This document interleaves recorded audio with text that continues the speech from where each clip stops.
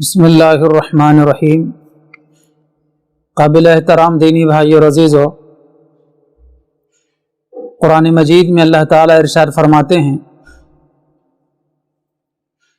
وَذَرُوا ظَاهِرَ الْإِثْمِ وَبَاطِنَهُ إِنَّ الَّذِينَ يَكْسِبُونَ الْإِثْمَ سَيُجْزَوْنَ بِمَا كَانُوا يَقْتَرِفُونَ۔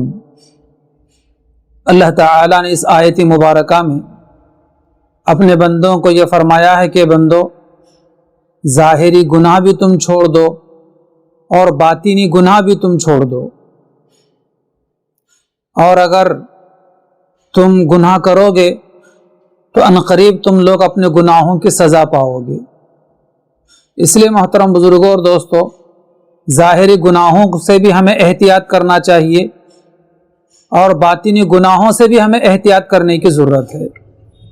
ظاہری گناہ کسے کہا جاتا ہے؟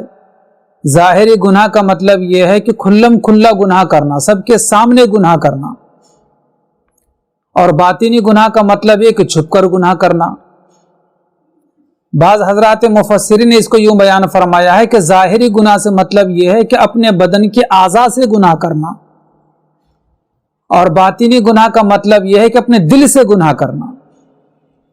تو ان دونوں قسم کے گناہوں سے ہمیں منع کیا گیا ہے، اور دونوں قسم کے گناہوں کو چھوڑنے کے لیے کہا گیا ہے۔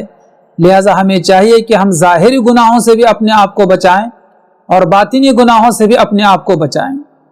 جیسے شریعت کی اصطلاح میں گناہ کے دو قسمیں ہیں، ایک ہے گناہ کبیرہ اور دوسرے ہے گناہ صغیرہ۔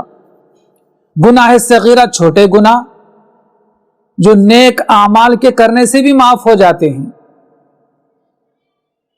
اور گناہ کبیرہ بڑے گناہ جو بغیر توبہ کے معاف نہیں ہوتے، اس کے لیے توبہ کرنا ضروری ہے۔ اور گناہ کبیرہ کی تعریف بعض مفسرین اس طرح بیان فرمائی کہ گناہ کبیرہ وہ ہے جس کے کرنے پر جہنم کی وعید آئی ہے۔ اللہ تعالی ہماری حفاظت فرمائے۔ جب کبھی کوئی بندہ کوئی گناہ کرتا ہے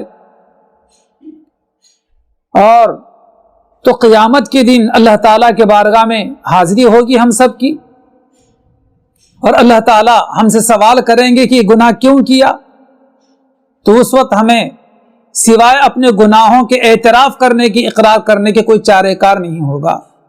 اور اگر ہم میں سے کوئی وہاں پر اپنے گناہوں کا انکار کرے گا تو قرآن مجید میں ہے اور احادیث مبارکہ میں بھی ہے کہ دنیا میں جب کبھی کوئی بندہ گناہ کرتا ہے تو اس کے اوپر اللہ تبارک و تعالیٰ کی طرف سے 8 گواہ طے ہو جاتے ہیں، اور قیامت کے دن اگر ہم اپنے گناہوں کا انکار کریں گے تو ایک کے بعد دیگرے یہ 8 کے 8 گواہ پیش ہوں گے ہمارے خلاف، سوائے اقرار کے، اعتراف کے چارہ کار نہیں ہوگا۔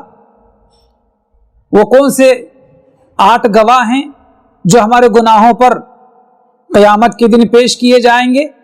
اللہ تعالی ہماری حفاظت فرمائے اور ہمیں شریعت و سنت کے مطابق زندگی گزارنے کی توفیق عطا فرمائے۔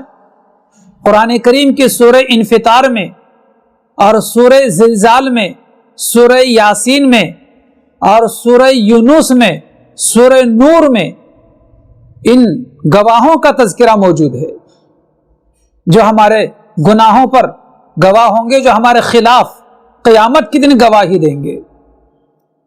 پہلا گواہ کیا ہوگا؟ پہلا گواہ زمین ہوگی، وہ زمین کا حصہ، وہ ٹکڑا ہوگا جس زمین کے اوپر ہم نے بیٹھ کر یا لیٹ کر یا کھڑے ہو کر کوئی گناہ کیا تھا، اللہ تعالیٰ کی نافرمانی کی تھی، وہ زمین کا حصہ پیش ہوگا۔ اسی لیے احادیث مبارکہ میں ہے کہ زمین کے کسی حصے پر اگر ہم سے کوئی گناہ ہو جائے تو فوراً وہاں پر کوئی نیکی بھی کر لی جائے تاکہ وہ گناہ بھلا دیا جا سکے، یا پھر وہ زمین کا حصہ، وہ ٹکڑا ہمارے حق میں اچھے کام کی، یاد الہی کی اور ذکر و اذکار کی بھی گواہی دے سکے کہ پروردگار اس بندے نے یہاں آپ کا نام بھی لیا تھا، آپ کا ذکر بھی کیا تھا۔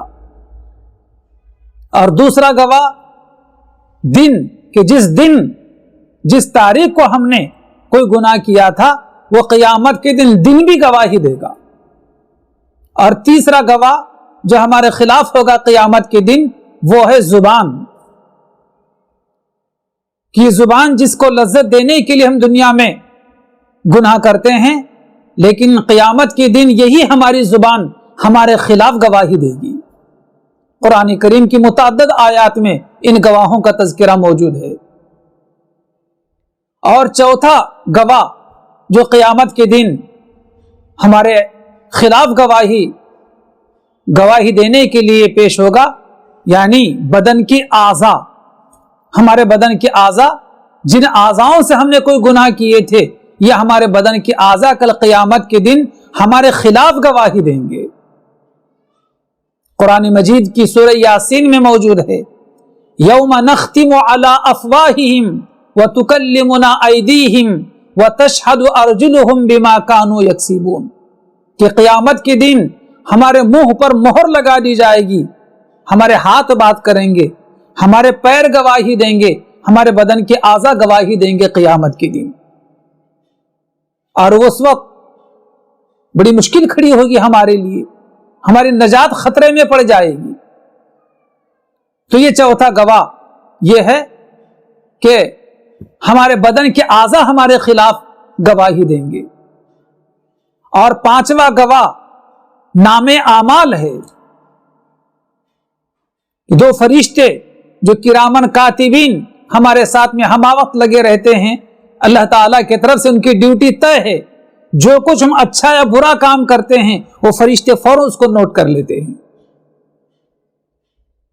قیامت کے دن جب نام اعمال ہمارے سامنے پیش کیا جائے گا، ہم اس میں دیکھیں گے کہ ہماری کیا نیکیاں درج ہیں اور کیا برائیاں اس میں نوٹ کر دی گئی ہیں.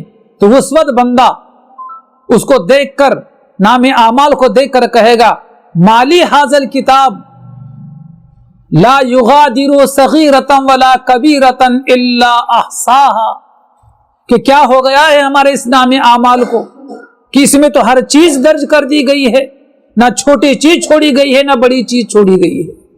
الا احصاها، مگر اس کو شمار کر دیا گیا ہے، یہاں پر لکھ دیا گیا ہے. ووجدوا ما عملوا حاضرا، کہ جو کچھ اس نے دنیا میں اعمال کیا تھا وہ اپنے سامنے حاضر پائے گا. ولا یظلم ربک احدا، اور قیامت کے دن رب ذوالجلال کسی پر کسی قسم کا کوئی ظلم نہیں کریں گے، بلکہ ہر ایک کے ساتھ عدل و انصاف کا معاملہ ہوگا. تو یہ پانچواں گواہ جو ہے نام اعمال.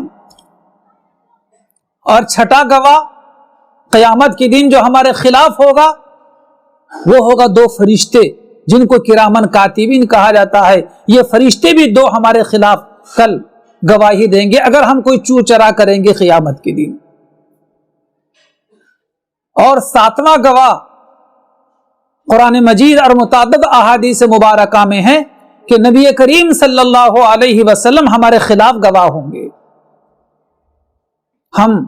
بلکہ ہر مومن یہ چاہتا ہے کہ نبی کریم صلی اللہ علیہ وسلم قیامت کے دن ہمارے شفیع ہوں اور ہمارے حق میں شفاعت کریں وہ. لیکن اگر ہم میں سے کسی کے خلاف اگر حضور گواہ بن جائیں تو کیا وہ اللہ کے پکڑ سے بچ سکتا ہے؟ کس قدر مشکل ہوگی ہماری نجات قیامت کے دن اگر نبی کریم صلی اللہ علیہ وسلم ہمارے خلاف کوئی گواہی دے دیں. تو حضور بھی جو ہے ان 8 گواہوں میں سے گواہ ہوں گے 7ویں. اور 8ویں گواہ جو ہے اللہ رب العالمین ہوں گے، جو ہر ایک کی سنتے ہیں، ہر ایک کو دیکھتے ہیں اور ہر ایک کے اعمال کی پوری خبر رکھتے ہیں. ان اللہ علی کل شیء قدیر، وہ ہر چیز پر قدرت رکھنے والے ہیں.